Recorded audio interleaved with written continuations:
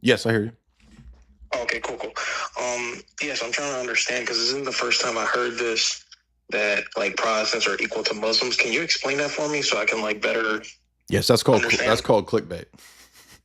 Oh, That's okay. called Never rage mind. bait.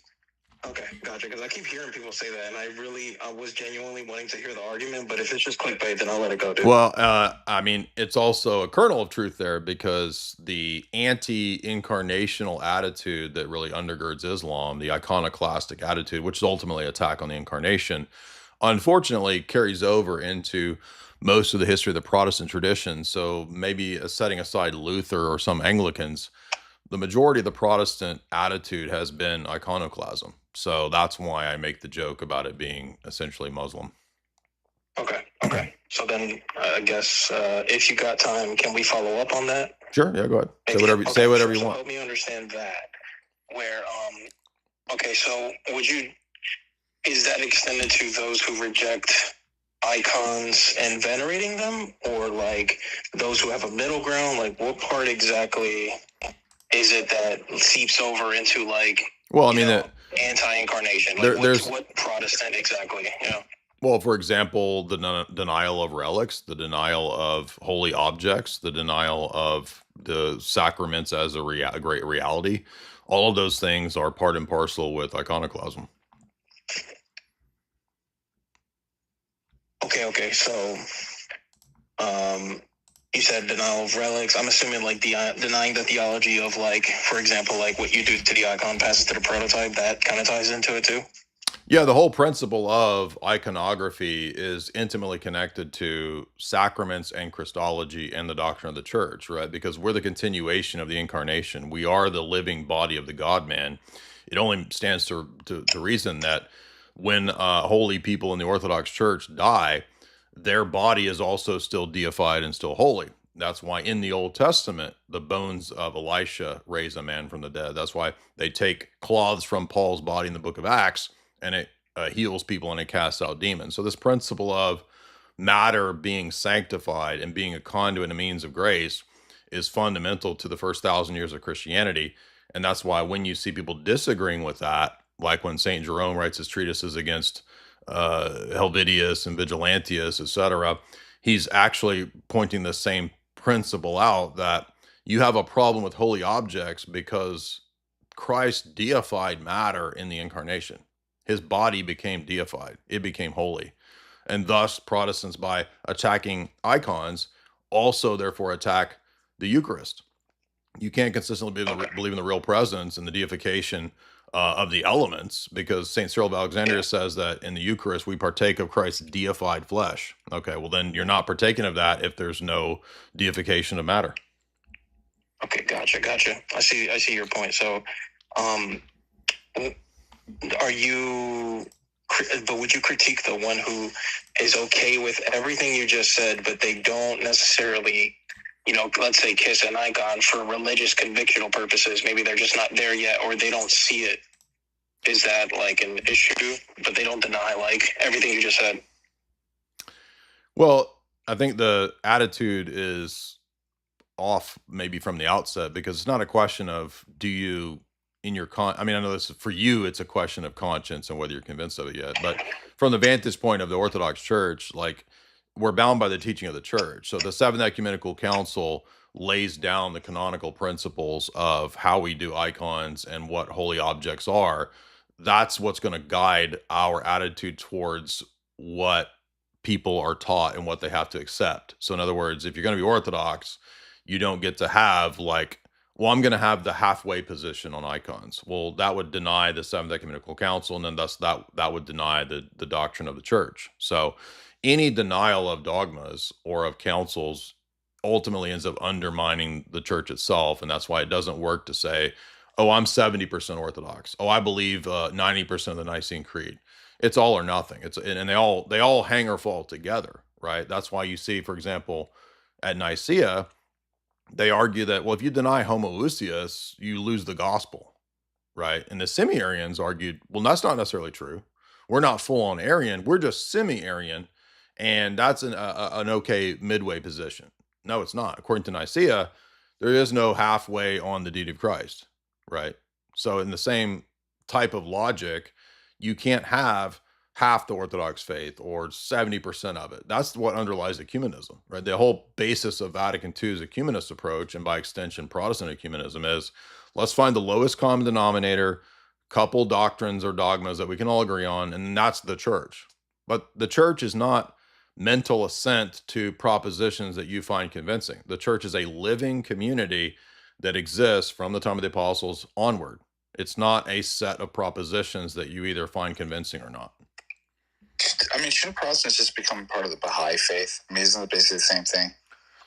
Well, that is what I was arguing the past couple streams was where is the Protestant epistemic principle for what the lowest common denominator is? In other words, you were busy, but when I was critiquing IP and God logic, it's like you can't just say, well, the true church is whoever teaches, quote, the Bible. I mean, okay, so does that include the churches that are ordaining women? Is that a true church where I can find the grace of God? Well, you're going to get a different answer from all the different Protestants because for them, that's not necessarily, for most of them, that's not a dogmatic issue. Well, but wait a minute. Why is it not? Yeah, exactly. They can never answer. And then we're intolerant. So it's totally fine for them to exclude JWs and Mormons or whoever else. Right. On some arbitrary criteria. Oh, see, they don't believe fill in the blank. They don't believe fill in the blank, but that's what's in question. What's the criteria? Like, what are the necessary conditions that you have to fill? Well, obviously, it's what I say. Yeah, exactly. But see, that's the point is like, but where's the epistemic criteria for that? And it's like, well, because I read the Bible. Yeah, but every Protestant says I read the Bible. So that's not a good epistemic criteria that's public and objective that we can all look to and see, yes, you're correct. This is why. Because the Bible is not a self-interpreting book. This is what FDA is always pointing out. The Bible doesn't. And I saw that, Alex Soren, are you out there somewhere? I saw that you used my argument, and that it's the argument we've been using for a long time. There's no way that a book can have normative authority. Right. Because they say sola scriptura isn't that they deny authorities, or it's just the scripture alone. It says that it's the highest authority. But that doesn't make any sense to say that a book has normative authority because it's not a courtroom. Right? They say, well, it's the word of God, God speaking. But what that's the problem, though, is how is that publicly worked out? If they're not living people who can pull up somebody in court and say, no, you have the wrong interpretation on this. So it's just going to result back to solo scripture, that it's like, well, obviously the normative authority is me because God's speaking to me. But again, we're back to the same place. It's that, well, how is it resolved publicly? A text can't say, J. Dyer versus blah, blah, blah. We hold you in contempt of court. You're in contempt of Protestant court. You're in contempt of Protestant court, right? So the only way that we can speak about it is being authoritative would simply be just like the secular philosophy books on my bookshelf, or whatever books are back there or behind you. You can speak of them loosely as authoritative, but guess what? You get to pick whether you cite those or not, and whether you're going to have them be authoritative. Right. Now I've got that's what Protestants do with. So you can't have the Bible be the ultimate authority if there's not a living body to actually enforce it.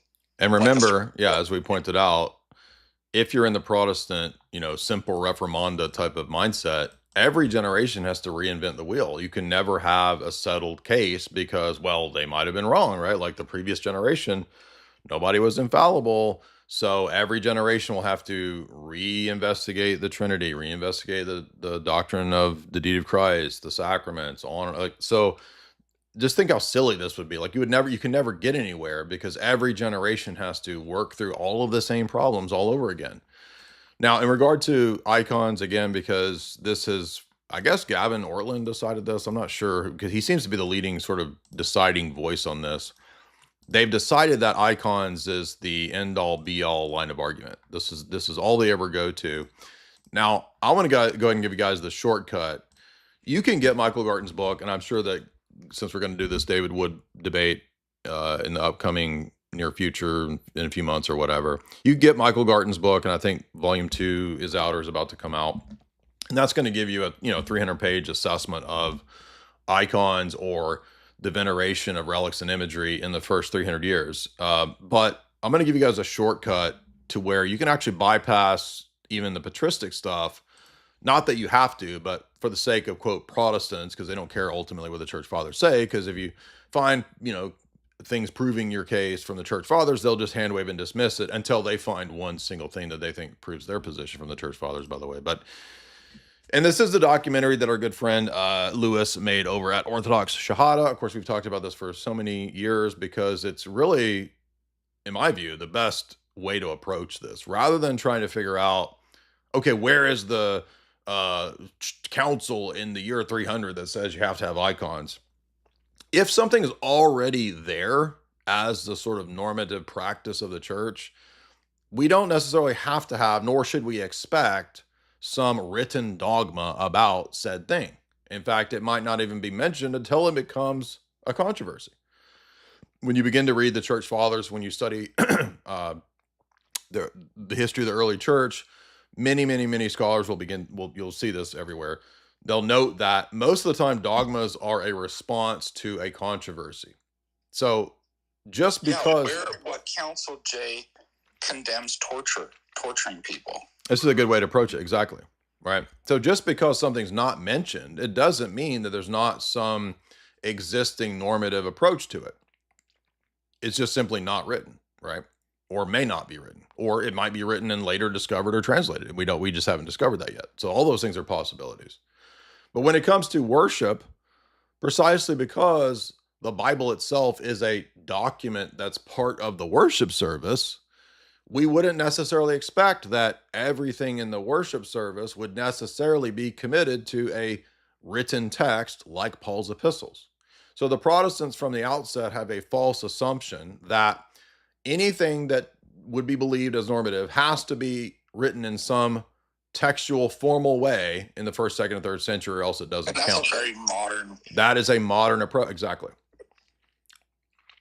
Also, I'm glad that he's actually, I think it's a good thing he's focusing on iconography, because that's exactly what defines a Christian or not. Exactly. No, it actually works to our favor. There's no way that you can even be loosely called a Christian if you do not venerate icons, because the only way to have proper Christology is through the theology of the icon. Exactly. Exactly. And this is the entire reasoning of the Seventh Ecumenical Council, especially when you read St. John Damascus's Defense of the Holy Images, and when you read On the Holy Icons by St. Theodore the Studite. Both of those books, when you read them, you'll realize, oh, this is integral actually to Christology. And the Seventh Ecumenical Council is kind of a capstone on a series of councils that almost entirely focused on Trinity and deity of Christ, right? All of those are building on each other, and they sort of culminate. I'm not saying there's not an eighth and ninth council. I'm just saying that the seventh council culminates the Christological capstone, you could say, of early church, first millennium Christology. You don't really get another development of, quote, Christology. The only thing you get after that is the energies doctrine of the Palamite synods, which relates to Christology, but pretty much Christology is complete by the seventh council, because the iconographic principles all underlie both the sacraments and the doctrine of the church and Christology. And they all stand or fall together. Now, what Protestants don't get, and this is what I had a really hard time grappling with when I was Protestant. I'm a Calvinist dude. I'm studying Greg Bahnsen and John. I read all the 1559 Institutes of John Calvin. I was super Calvinist dude. And I remember beginning to read the Church Fathers, and I'm noticing, wait a minute, they're talking about liturgy pretty early, right? You got St. Justin Martyr describing a liturgical worship service. He doesn't give you the actual service, but he's clearly describing a liturgical worship. And then I say, oh, St. Hippolytus is talking very early about them wearing vestments. You've got Apostolic Succession being mentioned by Irenaeus. You've got all these principles and points that are very problematic for me as a Protestant coming up. And then lo and behold, I'm gonna have to read the post-Apostolic Fathers, right? So I go and read Ignatius and Clement And then I come to the martyrdom of Polycarp, right? Which you can dispute whether that's second century or whatever, but it's still very early, whatever you date it. And that's all about relics. And it's like the Christians are treating the body of St. Polycarp more important than gold and silver. So I was at an impasse when I'm seeing this stuff as a Calvinist, rabid devotee of Greg Bahnsen and Cornelius Van Til. And I'm like, what am I going to do with this? So you kind of come to a juncture, and you either have to say there's this is the process that everybody goes through. You either go the route of the Anabaptists and say the church died. You have to be some form of restorationist. And I was already pretty familiar with, Reformation doctrine wanting to have continuity, right? All the magisterial reformers wanted to have continuity with the early church. So that never seemed like a plausible option to me to go Anabaptist or whatever. So the next thing you do is say, well, I'm going to have to figure out how I can maybe make the church fathers into proto-Anglicans, right? Or perhaps some high church Lutheran or something like that, right? You try to come up with ways. And I remember at a certain point, I was like, maybe the Doug Wilson, James Jordan, we're going to be Calvinists, but we're going to have a couple candles, and maybe we'll wear a white vestment, and we'll have a little bit of incense at the beginning of the service. But then you realize it's like, so is this just everybody makes it up? Like Doug Wilson can make up a liturgy the way he wants. You can be Reformed Baptist. Oh, but you can also be like James Jordan and basically dress up like an Anglican. It's like, this is crazy. So there's no established principle of worship. And the other thing about being a Calvinist, which was helpful in this regard, was Calvinists who are, strict Calvinists, they believe in the regulative principle of worship, which is laid down in the Westminster Confession. It has this idea that we can only worship God in the way that he lays down. And clearly in Leviticus, when we read Leviticus 10:11, you read about Nadab and Abihu, you see that that's the principle there, right? God doesn't allow Nadab and Abihu to just get creative and offer the incense the way that they want. In fact, they get struck dead for that. So it's like, seems like it's pretty important for, like the order of the service and what you do. So where is this? Like where in the New Testament is there the actual liturgical service that's to be done? And I remember thinking, why wasn't this there? Like in the New Testament, you have Paul critiquing people abusing the service in the book of the Corinthians. But how were the Corinthians just supposed to make it up? Like, were they just supposed to say, let's all get together, all the elders in the congregation, and we're going to just make up a worship service the way that we think is the most God honoring, right? But then I decided, okay, I'm going to have to read liturgies. I'm going to have to read liturgists, okay? And Protestant liturgists were admitting all these things that I didn't want to admit. They were admitting that the early church had liturgy, which if you're a Calvinist, that's already getting to be a problem, right? So I'm thinking, maybe I'm going to have to just become an Anglican. I never went Anglican, but I did read some Anglican books. I read Peter Toon and Bishop Usher, and there was some other, there was a Lutheran liturgical guy I remember reading back in the day. So I thought, well, maybe I got to go like some kind of halfway type of thing, because I cannot find this puritanical Calvinism in the early church. But then you start to realize when you're reading Protestant liturgists and Protestant historians about the formation of the canon, oh, actually, the liturgy is a big part of how the Bible came to be. That was a big problem, because now I'm having to admit that the actual Bible itself is actually a liturgical document. When I learned that from Protestant scholars, then I was in a real bind, because now I'm having to rely on a tradition that's not explicit or in some formulation in the first, second, and third century for the Bible itself, right? And then you find Protestant scholars saying, yeah, the daily lectionaries were a very important thing for the formation of the biblical canon, which took many centuries. Once you realize that the canon is not formalized universally in the early church for centuries, now we have a huge problem for sola scriptura. How is the church able to function, grow, thrive when, number one, most of these people are illiterate? And number two, they're not operating on the principle of sola scriptura. You guys all saw James White admit that in his debate with Trent Horn. That's a huge admission.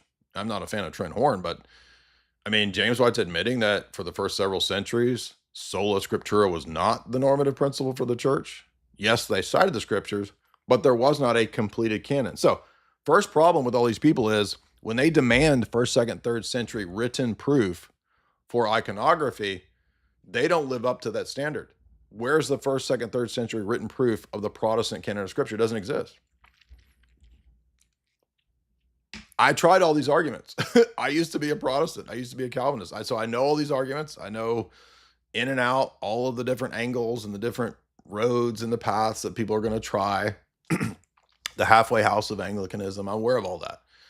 But the problem is that the more you get steeped in the church fathers, the more you read the Cappadocians, the more you read the post-apostolic fathers, the more you read the Latin fathers, the more that you start to read the canonical teaching of the church, of the councils, the local synods, you start realizing, man, there's no Protestantism here. It's not there. Even if I try to quote mine and find, I see people today doing the same thing I did 20 years ago. They'll go to St. Clement of Rome where he says, our salvation is by grace, it's not by our works. Oh, there we go, that's Luther. No, that's not Luther, because an Orthodox person could say the same phrase and not mean Luther's nominalistic PSA doctrine. That's why you realize, as you get hopefully a little more sophisticated, that it's not really a battle of competing quote mines, because all of these texts have to be interpreted. And everybody knows that you can't interpret a text by taking one sentence outside of its context. Hopefully everybody knows that, right? So then I realized, well, I'm going to have to actually start reading all of these church father writings. Not that I've read them all, but I have read thousands and thousands of pages of church fathers. This is what I did in my 20s. I had a job where I was able to read most of the day, and I did that all the time for about 10 years. So I read a lot of church fathers for 10 years straight, and it just became more and more difficult to remain a Calvinist, especially when I came to the conclusion that, man, if the Bible itself is a liturgical document, that's kind of a kill shot for sola scriptura and the Calvinist regulative principle of worship idea. So guys, we've actually made a documentary that's a shortcut that Lewis made 4-6 years ago. By the way, it just hit 100,000 views. So props to Lewis for that great documentary. And this is based on the Williams and Anstall book about the Orthodox worship service kind of coming out of the temple and synagogue liturgies. It's based on the Hugh Wybrew book, who's an Anglican scholar and liturgist about the history of the Byzantine liturgy, the liturgy of St. John Chrysostom. And we find, lo and behold, all of what we would expect if the early church was liturgical, it's already there from the Bible. This is what people miss, is that there's multiple places throughout the Bible itself that already give us indicators of the type of worship, not an actual liturgical worship service, but indicators of how they were doing liturgical worship from these biblical principles. And then lo and behold, by the time of the 200s and 300s, we begin to have actual liturgical texts themselves. If I recall, the oldest is, I think, the liturgy of St. Mark that we have or know of in terms of, but the fact that that's from the 200s or whatever it is, that doesn't mean that that's when it was invented. That just means that's the earliest textual version that we possess. Protestants, about to blow your mind here. Do you realize that we don't possess Paul's letters? We don't have autographa. We have later copies that the church preserved. The same church that preserved and copied Paul's letters is the same church that preserved the liturgical worship services. So to say that there must be a first century text of liturgical worship or second century, nobody can actually keep that standard, much less with the Gospels and the epistles. I don't recall off the top of my head what the earliest text of Paul is, but the earliest... It would shoot him in the foot when it came to scripture. It's like, well, right. Then scripture's disqualified. Well, also, so like the earliest New Testament text is the Gospel of John fragment that's 90 AD. And it's just a little fragment. It's like hardly any of it, right? So that means that we don't even have John's autographa either, because we don't know that that was a text that John himself wrote. That could have been a copy, right? If it's dated to 90 AD, that's obviously around the time. It doesn't matter the date. because if you get to 4th century, 3rd century, they're like, that's not early enough. I mean, you can get it back to the 1st century and be like, no, it has to be within 5 years of. Yeah, well, it says who? Like, it's no just amount, like, they just keep moving the goalposts. No amount of like, because I'm like, well, dang. To me, I'm like, that's awesome. That's so early that, and they're like, no, it's not early enough. Well, that's what I'm saying is like it's arbitrary. They'll just keep moving the goalposts. Yeah, this is it. So the earliest known fragment is the Gospel of John called Papyrus P52, and it's dated around 100. They don't even know the date. They think maybe it's 100, maybe it's 150. Okay, so that's pretty late according to what you're expecting for icons. So you understand your own expectation for what has to prove quote unquote icons in liturgy isn't even the standard for the Bible, you goobers. You want to see what it is? That's it. That's it right there. That's the earliest thing. It's this little fragment. It's not even a chapter. It's not even a paragraph. It's like part of a paragraph of the Gospel of John. And it's called the Rylands manuscript, the P52 manuscript. If it's 100 to 150, then that's not, presumably John didn't actually write that. So how are you going to apply that standard to the very thing that you're saying is the ultimate final authority? So go watch the documentary that Lewis put a bunch of time and effort into making this little mini documentary. Everybody that watches it finds it to be just absolutely devastating.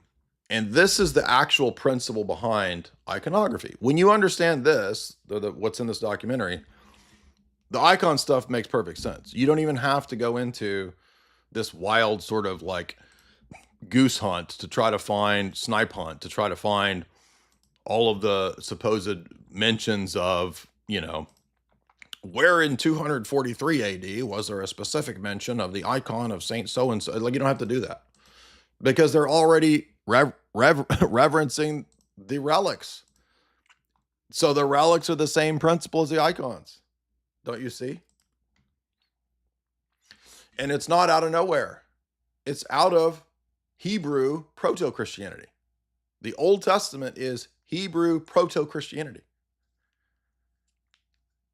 The liturgy of the Orthodox Church is the liturgy that develops out of, and but I say develops, I don't mean the Roman Catholic doctrine of doctrinal development. I mean the apostolic, quote, development that Jesus gave the apostles the authority to do, right? To set up a proper order of worship based around the principles of the temple and synagogue service. And this makes perfect sense because the development of the synagogue system under Ezra is itself based on the temple, right? It's kind of a mini little temple style of worship. It's only natural that since the church in the first 10 chapters of the book of Acts comes out of the synagogue, of course it's going to have this synagogue temple principle behind it.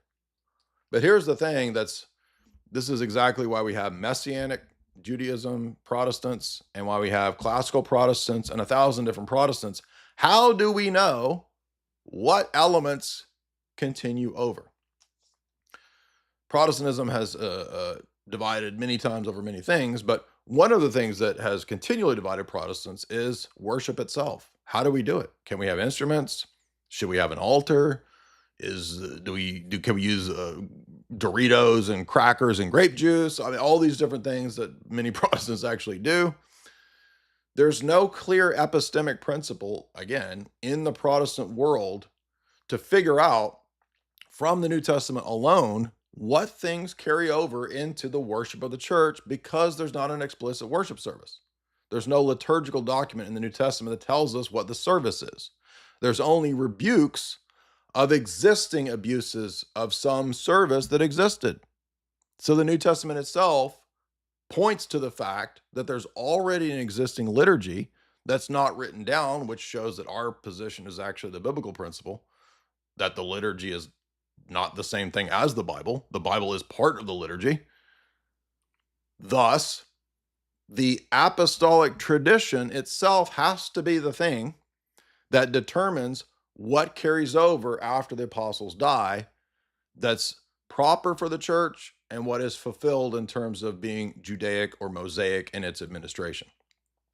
So incense, will that carry over? We don't know. Vestments, will it carry over? We'll have to see, right? Protestants, even to this day, are still dividing and splitting. In fact, the entire CREC church that Doug Wilson created split precisely over paedo communion, vestments, altar, and liturgical worship. When they created their denomination back in 2002 or 3 out of the Auburn Avenue Presbyterian Conference, they had this conference saying, as Presbyterians, we have no basis to not believe in paedo communion. So just that itself tells you that this was already decided in the Orthodox Church from the beginning. We always gave infants communion. You guys are having to reinvent the wheel, redo all the basics, but you're inventing your own church that's, quote, following the Bible. But you're admitting that, oh, well, it turns out the Orthodox Church was actually always following the Bible. Literally the only way that we could solve this question is on the basis of apostolic tradition. Where do we know? How do we know what that is? Where are we going to find that? Well, guess what? That's where the liturgical tradition comes in. That's where the canonical tradition comes in. Local synods, ecumenical councils, teachings of the church fathers. All of those are going to play a very important role in figuring out and seeing in the first, second, and third century what elements are there, what elements carry over, what things were considered Judaic and fulfilled, and which ones weren't. Yes, Acts 15 in part will deal with that. But Acts 15 is only talking about the reception of Gentile converts and what they're supposed to submit to. Acts 15 doesn't tell you how the worship service is conducted. Acts 15 doesn't tell you how we get bishops. It doesn't tell you what elements of liturgy should and should not be done. So you can't just say, well, we look to the book of Acts. Okay, well, when the Orthodox Church looks to the book of Acts, we see chrismation. Most Protestants don't do chrismation. So how is that going to work to just say, look to the Bible, look to the Bible? Everybody believes they're looking to the Bible. Every sect, every heretic forever has always said, I'm just going by the Bible and what the Bible teaches. Even the Orthodox, even the Roman Catholics, everybody's going to say, yeah, we go by the Bible. Okay, but how do we know that we've got the right interpretation?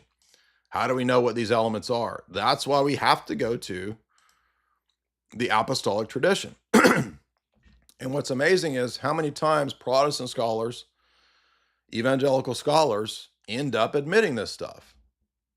And I don't care about Anglicans. They're pretty nasty, but they actually have served a really great role for us in being a pretty consistent pattern of scholarship that admits so much about liturgy and the history of the liturgy that's pretty devastating and damaging for a lot of the Protestant world, right?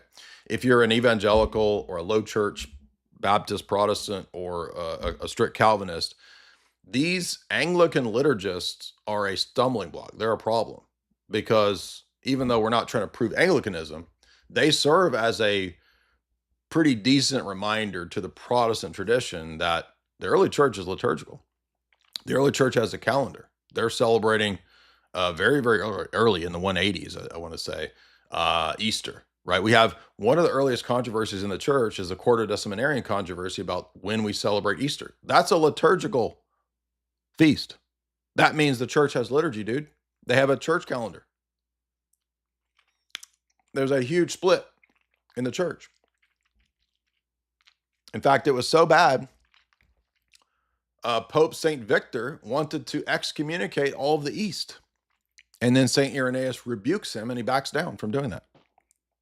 I mean, we don't think he had the authority to do that anyway, but you see how big this liturgical controversy was in the 2nd century. Well, guess what? Protestants, that means that they're doing liturgy right there in the 2nd century. So we're not but a few decades from the apostles, and we've already got a liturgical controversy splitting the church. So obviously the church is liturgical in the 2nd century. And by the way, I have all of these Protestant scholars. I have all of Alfred Edersheim's books. I have a whole shelf of Anglican, Roman Catholic, and Protestant liturgists, because I realized that, like, if this falls, it's over. If the church's liturgical worship is based on the principles that we see, for example, in the Temple of Solomon, and no, I'm not saying that every aspect carries over, like we're going to be blowing the shofar like John Hagee, but this is the proto-worship of the church. Why would we expect anything different? Why would we expect that the church wouldn't have a very similar style of worship to the temple and the synagogue? And Lewis does a great job here of laying out the traditional architecture of the church versus the architecture of the temple. And he goes up throughout church history to also point out what elements that we see of the synagogue, which is supposed to be a kind of a mini temple, how that obviously influenced the church and what you see in the early church.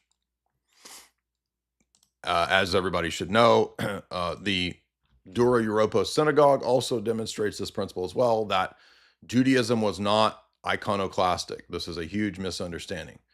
People think that rabbinic Judaism is absolutely today's rabbinic Judaism or medieval rabbinic Judaism. They think, oh, that's identical to all forms of Judaism all the way back to Moses or Abraham. No, it's not.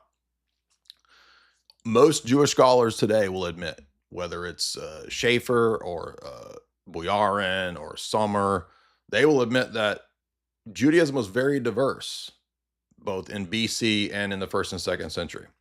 It's not until the 3rd and 4th century that rabbinic Judaism begins to codify its anti-Christian stance, that it becomes more and more iconoclastic. As you can see, the Dura Europos synagogue, which is, I think, 2nd century, 2nd or 3rd, is not iconoclastic.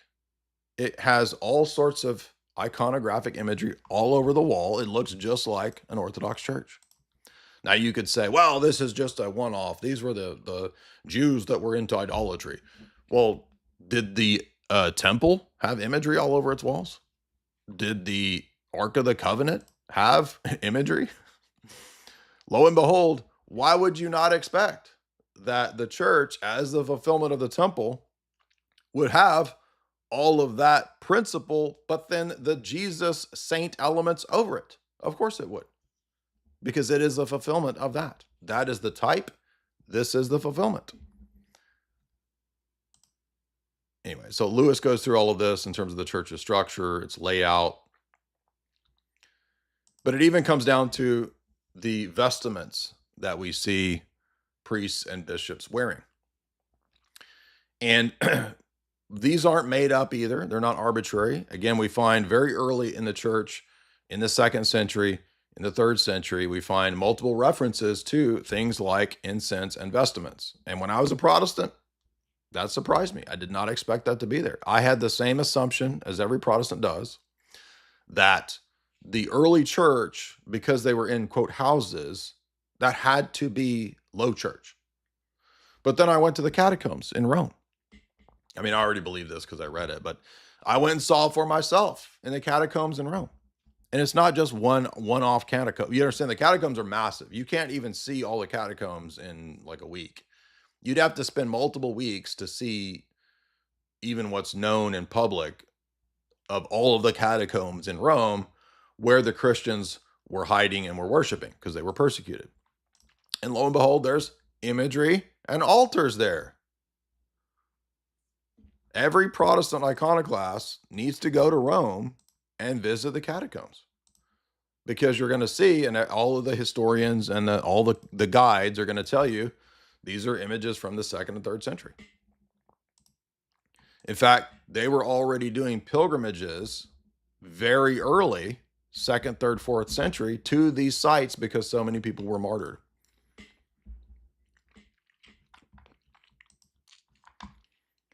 But where is this in the New Testament? Well, this is a huge point of departure between us and the Protestants when it comes to interpreting the book of Revelation. Because It's pretty consistent also when the church fathers, who don't often talk about the book of Revelation, but sometimes when they do, there are also liturgical references in the book of Revelation. For example, when John looks into heaven, it's on the Lord's day, so he's actually doing the liturgy. He sees the lamb slain in heaven. Wait a minute, I thought it was once for all Protestants. Why is the lamb slain bleeding in heaven? Why is that imagery there? Wouldn't that undermine the Protestant doctrine of when Jesus said it's finished, my friends, it is finished? Why is he still shown as a lamb bleeding in heaven? Why do we see liturgical worship in heaven? And then I remember reading a bunch of books back in the day about the Hebrew liturgy. And I remember reading this little thing called the Elior Abstract. You might still be able to find it. She's a Jewish woman who's a historian of the Jewish liturgy. And how she says, well, it turns out that the Jewish liturgy that Moses set up, not talking about later rabbinic Judaism, but Moses' idea of the tabernacle, it's based on a copy of the things in heaven. So if that was the copy, what's the reality? Oh, it's this. Jesus's church is the fulfillment of the temple and of Israel and that whole administration. So if that's the type, the fulfillment will also have the same imagery. Thus, when we read Revelation 5 through 9, that heavenly liturgy, which is the liturgy on earth,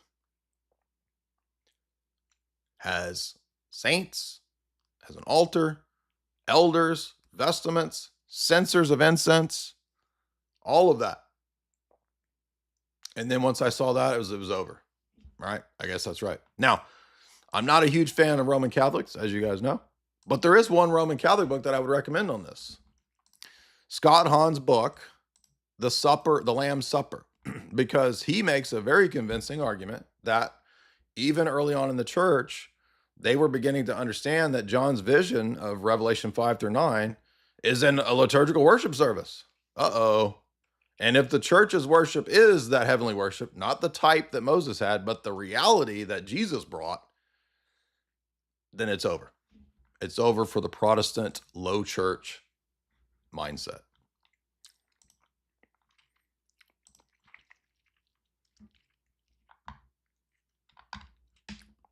Then I read another Roman Catholic, but when I was Roman Catholic, I read another book that was a big one. And that's the Roman Catholic liturgist, Father Meagher.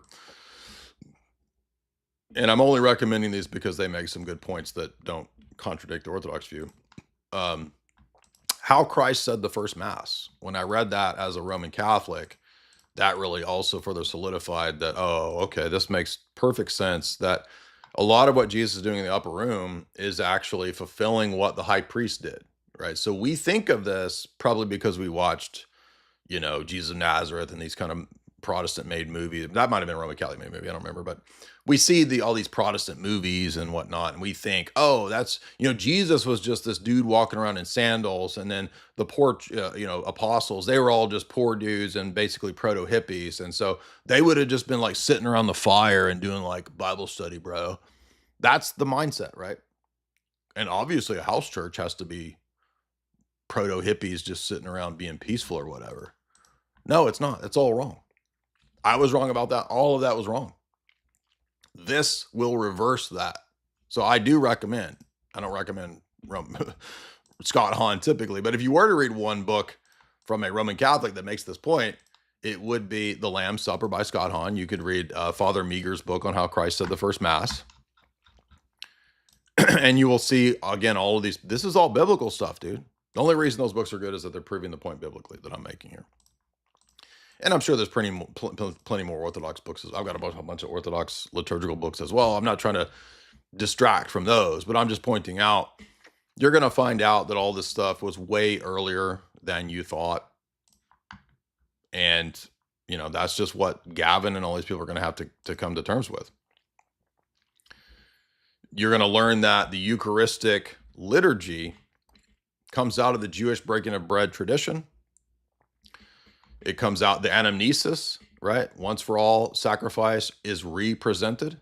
It's not a re-sacrificing of Jesus, killing him all over again, you're going to notice that a lot of these Jewish ritual elements that did carry over are there very early in the church. So I can't restate this whole 2-hour documentary. You guys got to go watch it.